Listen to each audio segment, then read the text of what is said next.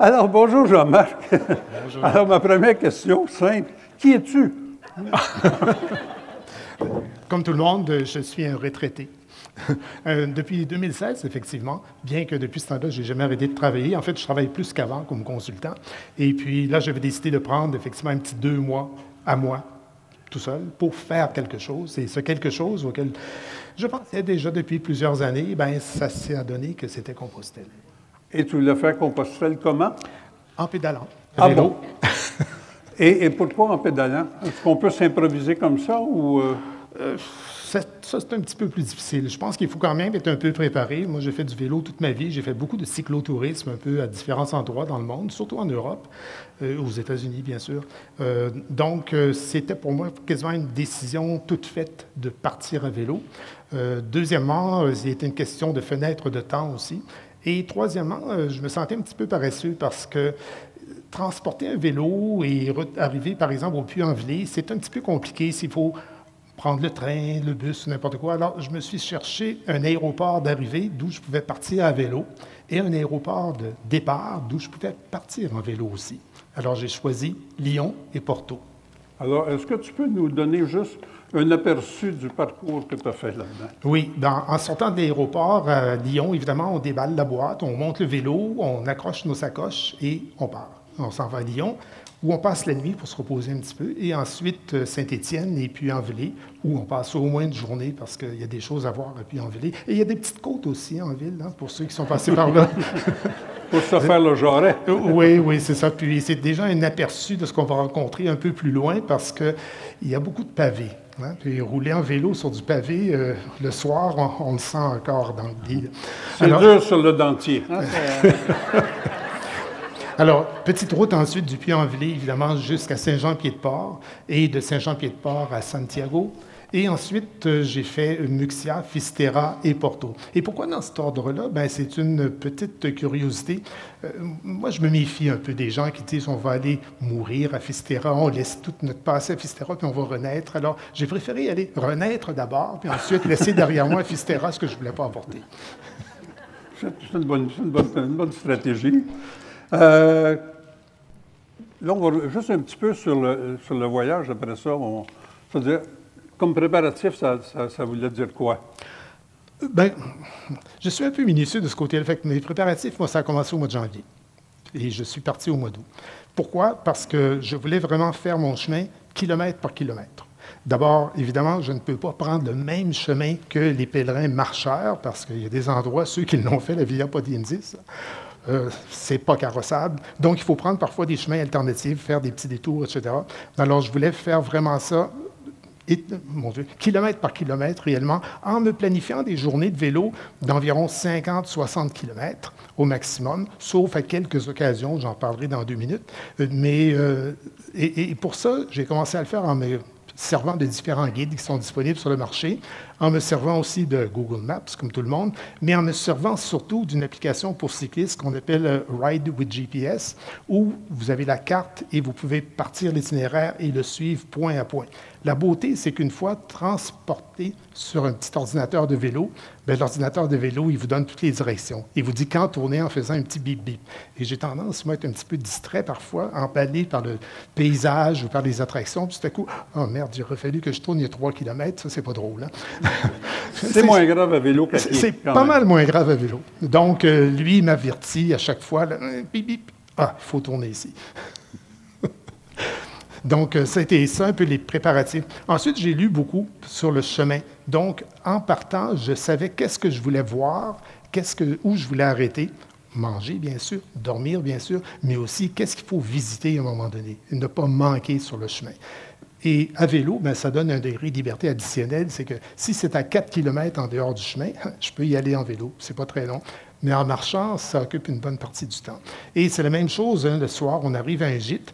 Bon, tout est occupé en ville, je n'ai pas pu réserver, mais il y en a un qui est à 10 km en dehors. Bien, à vélo, 10 km, les doigts dans le nez. Mais à pied, c'est un petit peu plus long en fin de journée. Alors, c'est un avantage. J'aimerais ça qu'on regarde un petit peu, justement, qu'est-ce qu'il y a de particulier à faire ça à vélo, parce que j'imagine que tu n'as pas dû parler avec beaucoup de monde chemin faisant. pas mal moins de monde qu'en marchant, j'imagine, mais quand même, on a rencontré des gens. Ce qui est particulier, d'abord, c'est que c'est une pleine autonomie. J'ai tous mes bagages, mes sacoches, je peux aller où je veux, arrêter quand je veux et faire la longueur de parcours que je veux durant la journée. Ensuite, comme je mentionnais il y a une minute, s'il y a quelque chose qui m'intéresse à 5, 6, 7 kilomètres d'ici, c'est pas grave, je peux y aller. Quand il pleut pour tout le monde. De toute façon, c'est pas plus grave de même. Mais les rencontres, bien, effectivement, en vélo, on fait 2 à 3 étapes de marcheurs dans une journée. Et puis là, ben, on ne dort pas avec les mêmes gens, on ne chemine pas avec les mêmes gens. Mais il y a d'autres personnes qui font ça à vélo aussi, puis on a l'occasion de fraterniser avec eux. Moi, avant tout, je le faisais comme solitaire. C'était mon but, mais fraterniser avec quelqu'un pendant quelques heures ou quelques jours, ça se fait très bien. Il y avait un copain qui venait de Séville et que j'ai rencontré, un nommé Victor, en Espagne, et puis on a fait plusieurs étapes ensemble. Lui, il avait un vélo électrique. Mon rêve. Oui, oui, beaucoup de gens, mais pas pour les Canadiens, c'est une autre histoire. Alors, on a cheminé ensemble assez souvent. Et il y a d'autres personnes aussi que j'ai rencontrées. Il y en a qui venaient de l'Allemagne, des Pays-Bas, et puis, mon Dieu, de Colombie-Britannique au Canada, etc. Puis des Amerlocs aussi. OK. Mais c'est quand même assez restreint comme beaucoup plus. Comme covoiturage. Oui, effectivement, c'est ça. Ça veut dire que quand tu arrives aux étapes, tu es avec des inconnus, et le lendemain, tu es encore avec des inconnus? Bien, je suis toujours avec des pèlerins. Ce n'est pas nécessairement toujours des inconnus. On partage beaucoup les mêmes valeurs, les mêmes discussions, les mêmes histoires parfois. Et puis, mais quand on rencontre d'autres cyclistes, effectivement, on a des histoires un peu différentes, des expériences différentes. Et souvent, bien, on va parler de la monture qu'on utilise pour faire ce chemin-là. Et on se compare un petit peu. Alors, c'est un autre genre de conversation. Puis, c'est un petit peu le but du voyage, un des buts du voyage, de faire une expérience sportive aussi. Parce que quand même, d'un bout à l'autre, ça donnait 2600 kilomètres. C'est respectable, mais quand même, c'est pas extraordinaire, dans le sens qu'à 50, 60 km par jour, la plupart des humains peuvent faire ça. Par exemple, si vous faites 60 km par jour, bien, c'est 30 km le matin et l'après-midi. Ça veut dire 15 km avant la pause café, puis 15 km après. 15 km, c'est 1 heure à vélo. Alors, ça se fait très bien. Puis si vous roulez plus lentement que ça, vous remplissez la journée. Donc, on se parle de crevaison plutôt que d'ampoule le soir avec les Il y a quand même des gens qui développent des ampoules, des douleurs aux genoux, des douleurs au dos, des douleurs, des engourdissements aux mains. Oui, il y a toutes sortes de choses là-dessus. Alors, aux étapes, est-ce que ça t'a permis de rencontrer des gens? Oui, intéressant. Quelques-uns. Puis certaines personnes avec qui j'ai passé des fois toute une soirée, puis même un petit peu le lendemain en jasant.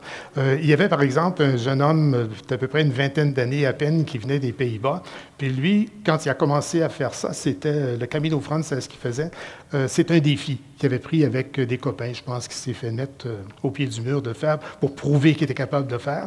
Et puis, effectivement, on était rendu très près de Santiago et il avait changé le gars. Il avait réalisé que c'était pas juste la marche à pied, puis un défi. Puis il avait commencé à trouver que, bon, il avait eu le temps de penser à sa carrière, à sa blonde, et puis à ses copains, qu'est-ce qu'il faisait, puis qu'est-ce qu'il allait faire aussi comme université après. Donc, l'individu avait eu l'occasion de stopper un petit peu sa vie, jeune, hein, on est actif, pour commencer à penser un peu à ces choses-là. Et puis, il y avait un autre gars aussi, ça c'est un gars de New York, Esteban, que j'ai rencontré. Lui, clairement, c'était une peine d'amour. Alors, il était allé faire son calvaire. Comment tu l'as rencontré, lui?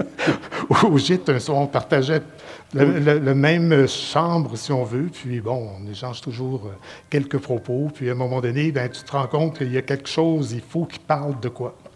Donc, je vais ouvrir la porte. Puis, il s'est livré un peu. C'est intéressant, on rencontre ça. Karen est une personne de la Colombie-Britannique qui est vraiment très impliquée dans le domaine de l'art et qui vient à Montréal souvent, qui connaît très bien le Québec. Malheureusement, elle ne parlait pas français, mais c'est pas très grave.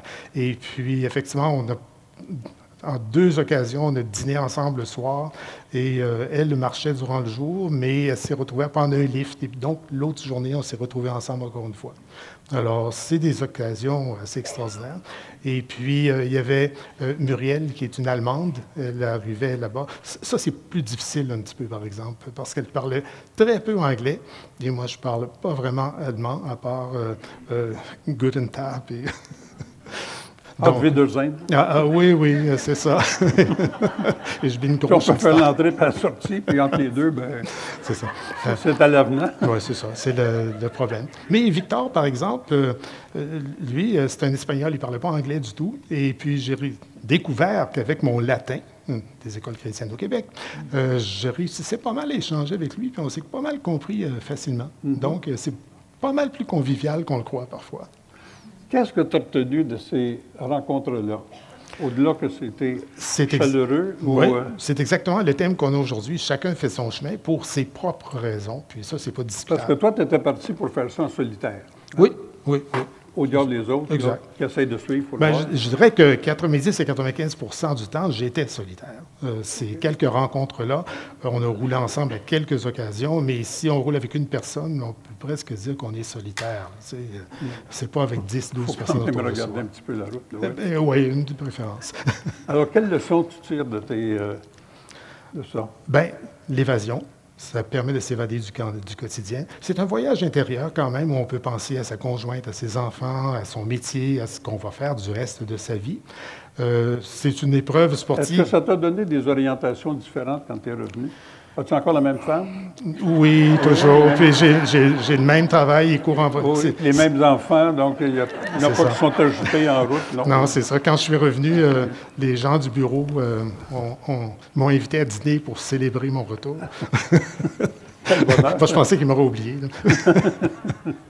Alors, oui, ça m'a donné ça, et puis la satisfaction de pouvoir le faire, mais aussi, contrairement au vélo que je faisais au Québec, où parfois on pense au point de départ, au point d'arrivée, puis le temps que ça va prendre entre les deux, là-bas, ben non, j'ai commencé à regarder beaucoup plus autour de moi, à vivre le chemin, à le savourer, si on veut, puis à prendre le temps de prendre le temps.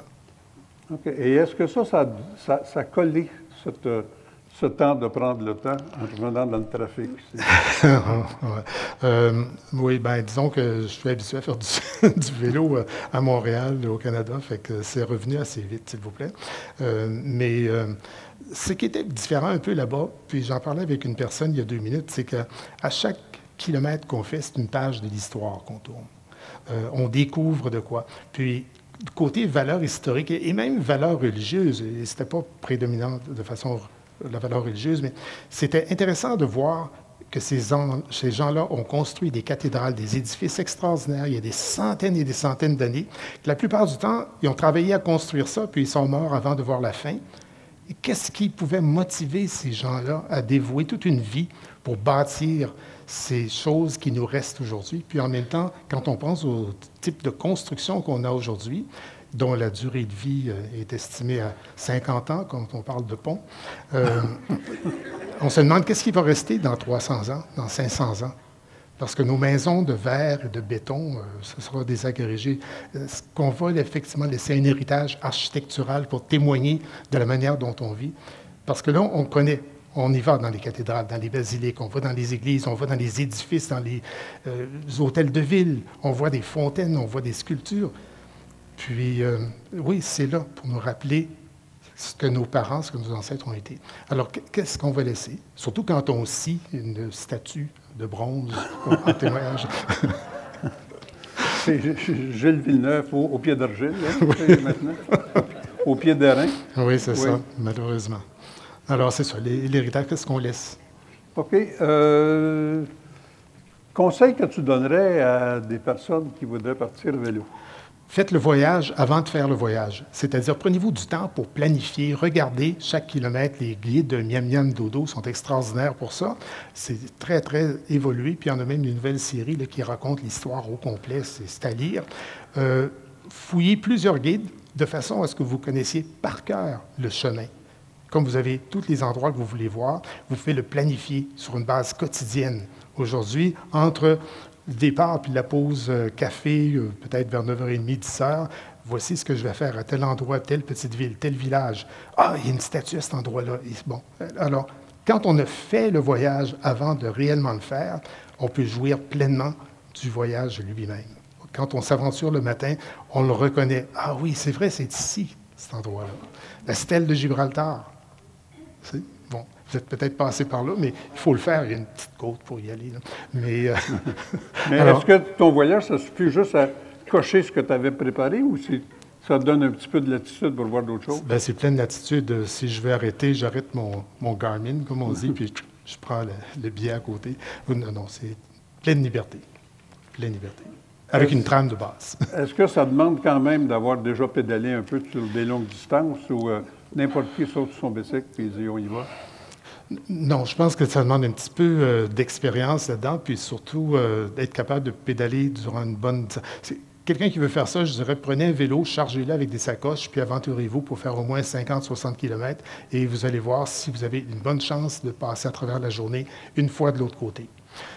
Alors ça, c'est un point. Puis, si ça marche bien ici, dites-vous qu'après 3-4 jours, votre musculature va se former, l'endurance va s'y mettre, et puis vous allez le faire assez facilement.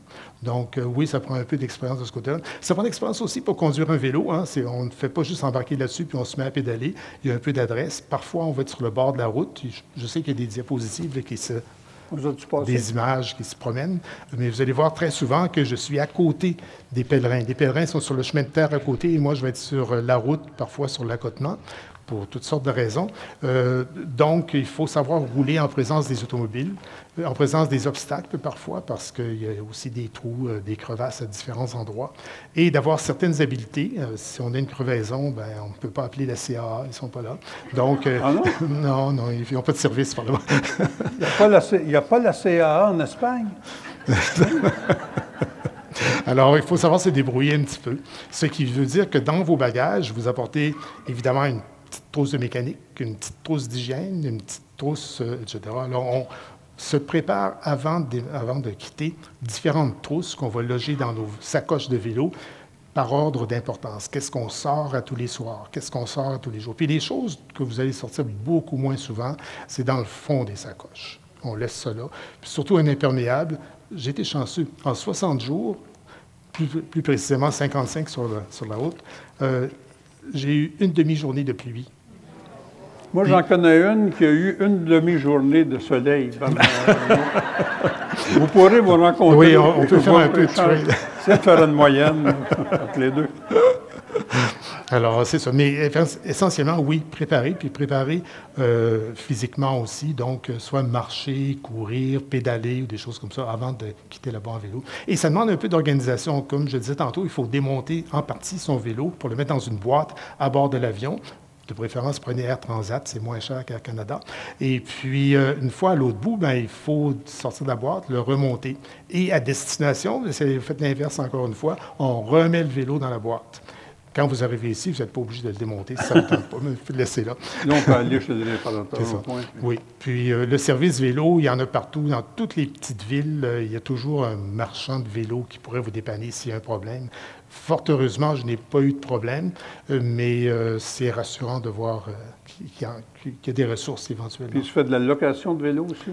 Ça se fait, la location de vélo, et même, il y en a qui vont louer le vélo à un endroit, le laisser à un autre endroit, puis la firme se charge de venir le chercher. En Espagne, c'est très, très fréquent. Et d'ailleurs, en Espagne, il y a beaucoup, beaucoup de gens qui font du vélo sur le chemin de Compostelle, qui est beaucoup plus carrossable que la partie française. La partie française, vous allez voir que il y a des roches parfois, puis des fois, il y a des montées. Puis j'ai vu un endroit près de Haut-Mont-Brac où les gens étaient littéralement à 4 pattes en train de monter dans le chemin. Moi, je suis arrivé là avec un vélo chargé de 4 sacoches. Ça va être dur. Mais en Espagne, c'est très, très facile. C'est très carrossable d'un bout à l'autre. Alors, ceux qui ne feraient qu'un chemin, moi, je vous encourage à faire le plus facile, là, qui est le Camino Frances. Alors, l'ordinateur s'est éteint. Je présume qu'on a... non, il faut aller sur le petit tableau. Il faut aller en bas. Ici. Non, non, dans le milieu. Dans le milieu. Non, non, non, non, non. La grosse plaque dans le milieu. La grosse plaque dans le milieu. Non, non, non, non, non. Non. Le gros carré dans le milieu. Bon, de toute façon... Ah, bon. C'était fini. Bon. En tout cas, je reste autour. Si on est en rodage encore sur la technologie, là, vous allez voir. Et il va te rester peut-être 5 minutes à la fin. OK. Alors, Jean-Marc, merci beaucoup. Merci, Jacques.